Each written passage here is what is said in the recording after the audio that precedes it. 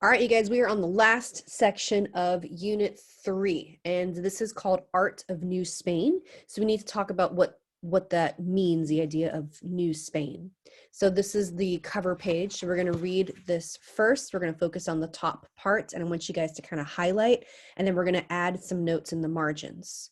All right, so in the 15th century, after Columbus landed in the New World, which we know is 1492, so that's late 15th century, European powers were dedicated to the conquest and colonization of the New World. That's what this little subsection is going to be all about. The Inca, which is in Peru, and the Aztec, which is in Mexico, those civilizations fell quickly due to the diseases and weapons that's being brought over by the Europeans. And you got to remember the context, the religious context at the time. So Spain was a Roman Catholic nation, and they brought those beliefs. So they're bringing in weapons, they're bringing in disease, and they're also bringing in ideas of their religion.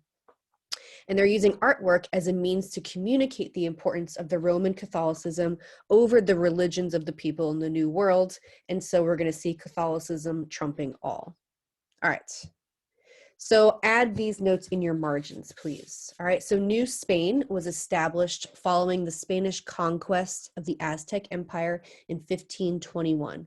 So 1492, New World is discovered. Spanish conquest of the Aztec Empire happens in 1521. This New Spain is ruled by a viceroy, think almost like a vice president. It's like second to the king. So the viceroy governed the territories of New Spain on behalf of the king of Spain. So they are like the ruler of Spain. Its capital was Mexico City, which formerly was known as Tenochtitlan, which was the capital of the Aztec Empire. So the artwork that you see below is actually a temple that we are going to study when we talk about the Aztec artwork, and that is in the capital, which is called Tenochtitlan, which we now know as Mexico City. All right, so we're going to talk about two pieces in this video. So write these down. Number 81 is the frontispiece of the Codex Mendoza. And this is commissioned by the Viceroyalty of New Spain. He did not create it. 1541 to 1542. And then this really awkward painting, Spaniard and Indian produce a mestizo. This is attributed to Juan Rodriguez Juarez, 1715, oil on canvas. That's kind of the standard name of the painting. All right, if we're in class together, I would ask you guys to do this. Who can draw the Mexican flag? Try to picture it in your head. Can anyone picture it in your head? I bet some people can, and I bet some people can't. All right, so here on the right is what the flag of Mexico looks like. And then our artwork, the frontispiece of the Codex Mendoza, is on the left. So do you see any relations between the two? Yeah, you do? All right, so how does this relate, the flag? How does the flag relate to the Aztec myth? What do you guys know about the flag of Mexico? All right, so here is the myth. There was an Aztec deity called Huitzilopochtli, and she, I believe, told the ancestors to leave their home and to look for an eagle that was on top or sitting on top of a cactus that was growing from a rock. So the people found this exact vision, and they saw it in a lake, which is why you see the rock with blue around it. So it's Lake Texcoco, and then this is what became the capital, Tenochtitlan, which we now know as Mexico City. So this is a painting by Frida Kahlo's husband, Diego. I can't think of his last name. All right, but there we have the Templo Mayor, the main temple that we're going to talk about in the next unit. And this is in the capital, Tenochtitlan. Diego Rodriguez? No, dang it. All right, so we're going to read this together. Around 1541, the first Viceroy of New Spain, Antonio de Mendoza, right, think of the title of the piece, commissioned, so he's the one that paid for, he's the one that made this happen, commissioned a codex to record information about the Aztec Empire. Hey, we just conquered all the people. Maybe we should write down, like what happened. That's what this is. So the codex, now known as the Codex Mendoza, contains information about the lords of Tenochtitlan, the tribute that was paid to the Aztecs, and an account of life from year to year. The artist or artists were indigenous. So the people that made this are actually native to that land. They're the indigenous people. And the images were often annotated, so little notes were made in Spanish by a priest that spoke Nahuatl, the language spoken by the ethnic group to whom the Aztecs belonged. Viceroy Mendoza intended to send the codex to the Spanish king, right? That's who he works for. He is second to the Spanish king, the Emperor Charles V of Spain, but it never made it to Spain. You got some French pirates. They acquired the codex, and then it ended up in France. It's a fun story. Upon its appearance in 16th century France, it was acquired by André Thevet, the cosmographer to King Henry II of France. There's so much, you don't have to remember all this. But Thevet then included his name on several pages, including the top of the Codex Mendoza's front piece. So if you look at the top of the Codex Mendoza, you can see it says, looks like it says Faust, cosmographer, something.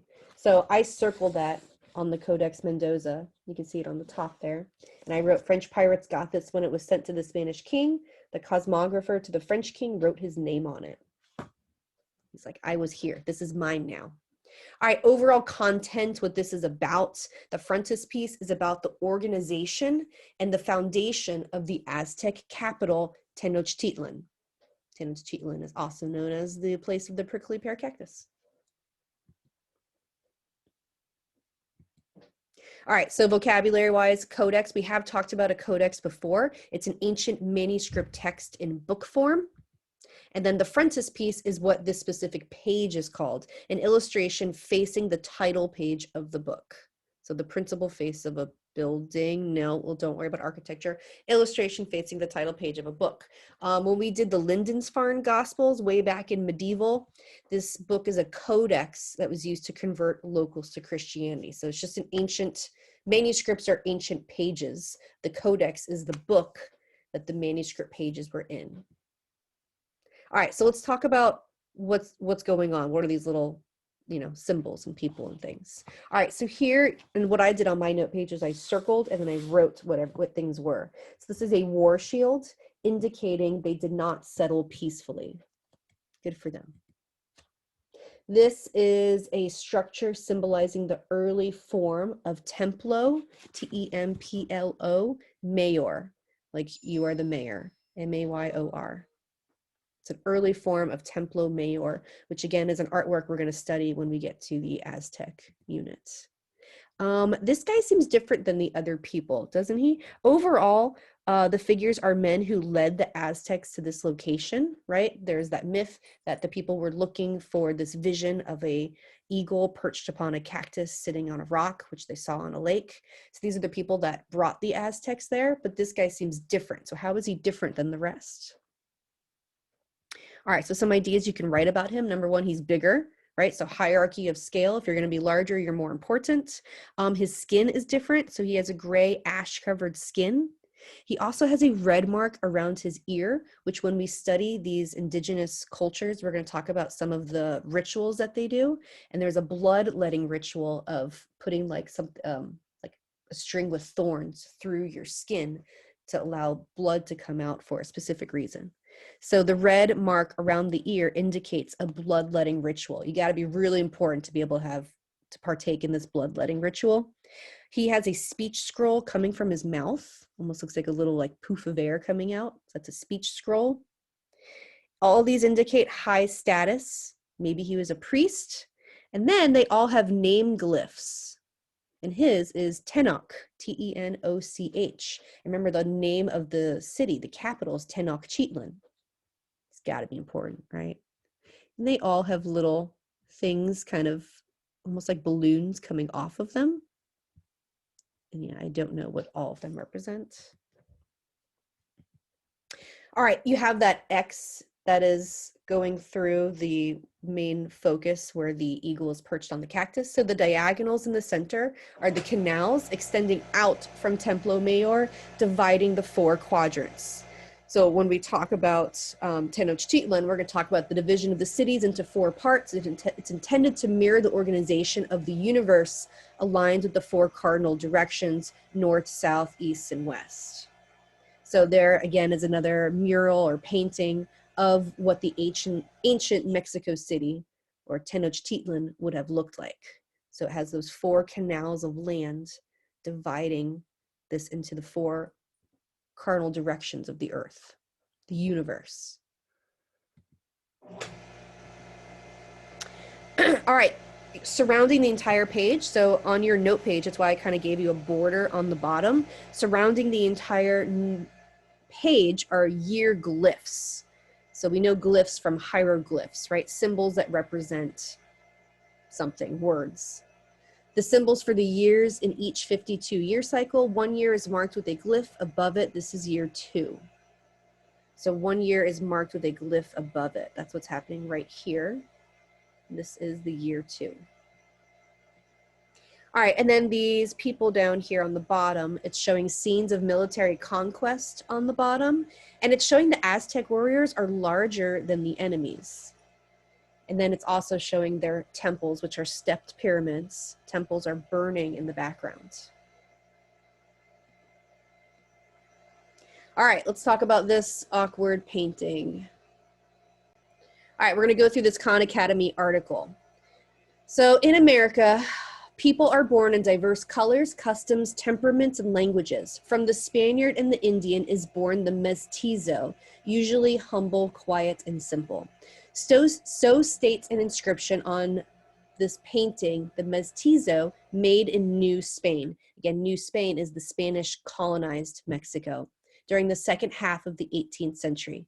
The painting displays a Spanish father and indigenous mother with their son, and it belongs to a larger series of works that seek to document the inter-ethnic mixing occurring in New Spain among Americans and indigenous people. That is the function of our artwork. The function of this painting is documenting the inter-ethnic mixing occurring in New Spain among Europeans and indigenous peoples. Go ahead and write that function down. Africans and the existing mixed race population. All that. This genre of painting is known as Costa paintings. We're see right here. And this attempts to capture reality, yet they are largely fictions. All right, typically Costa paintings display a mother, father, and a child, sometimes 2. This family model is possibly modeled on depictions of the Holy Family, showing the Virgin Mary, Saint Joseph, and Christ as child. So I wrote that for form. I wrote typically 2 parents with a child, modeled on depictions of the Holy Family. Because remember, we're seeing, and we're going to see more of this idea of Catholicism being brought into this indigenous land. Costa paintings are often labeled with a number and a textual inscription that documents the mixing that has occurred. The numbers and textual inscriptions on Costa paintings create a racial taxonomy akin to a scientific taxonomy. So it's labeling these people and the mixing of cultures just like scientific specimens. In this way, Costa paintings speak to Enlightenment concerns, specifically the notion that people can be rationally categorized based on their ethnic makeup and appearance.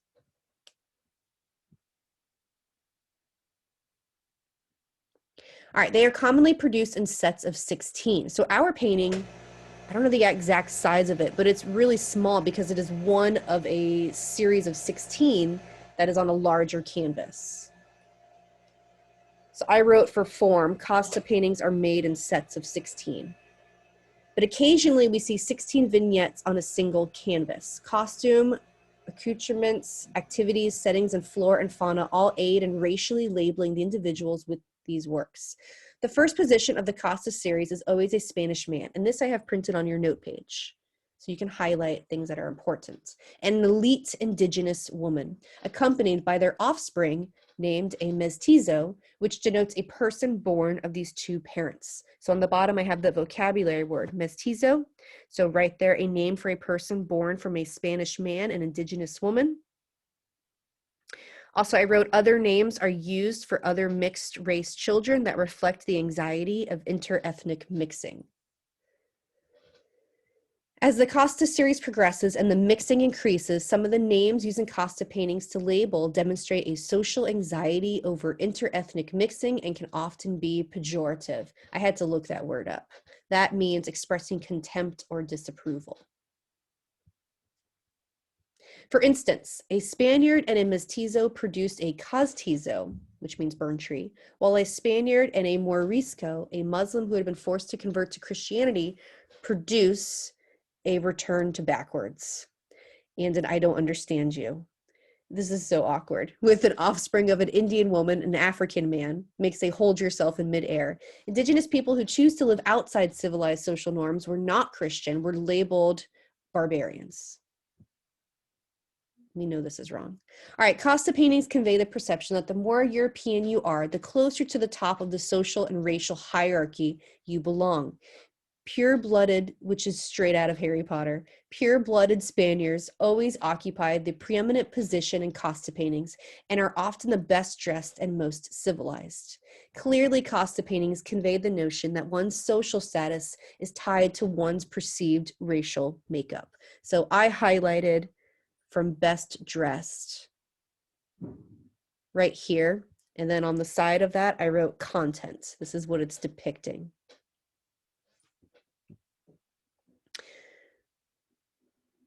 Okay.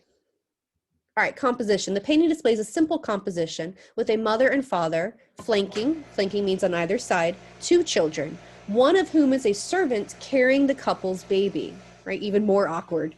The indigenous mother, dressed in a beautiful traditional woman's garment with lace sleeves and wearing sumptuous jewelry, turns to look at her husband as she gestures towards her child. Her husband, who wears French-style European clothing in Spain, where'd I go? I lost my place. Including a powdered wig, gazes down at the children with his hand either resting on his wife's arm or his child's back. The young servant looks upwards towards the father. The family appears calm and harmonious, even loving. This is not always the case, however. Often as the series progresses, discord can erupt among families, or they are displayed in tattered, torn, and unglamorous surroundings. People also appear darker as they become more mixed. Costa paintings from the second half of the 18th century, in particular, focus more on families living in less ideal conditions as they become more racially mixed. Earlier series often display all families wearing more fanciful attire. All right, but here's the mystery. Who commissioned these works and why? The existing evidence suggests that some of these Costa series were commissioned by the viceroys or the stand-in for the Spanish king in the Americas, who brought some Costa series to Spain upon their return. Other series were commissioned for important administrators. However, little is known about the patrons, right? You have to have a patron. You have to have someone saying, I'm going to pay for this to happen, or an artist isn't going to be doing this. However, little is known about the patrons of Costa paintings in general, yet we can infer to a degree who might have commissioned such paintings. Because Costa paintings reflect increasing social anxieties about interethnic mixing, it is possible, so this is where we are inferring, right, where art historians are creating this claim. It is possible that elites who claimed to be of pure blood and who likely found the delusion of pure-bloodedness alarming were among those individuals who commissioned the Costa paintings. So what I want you to talk about is what evidence supports this claim. Hang on a second.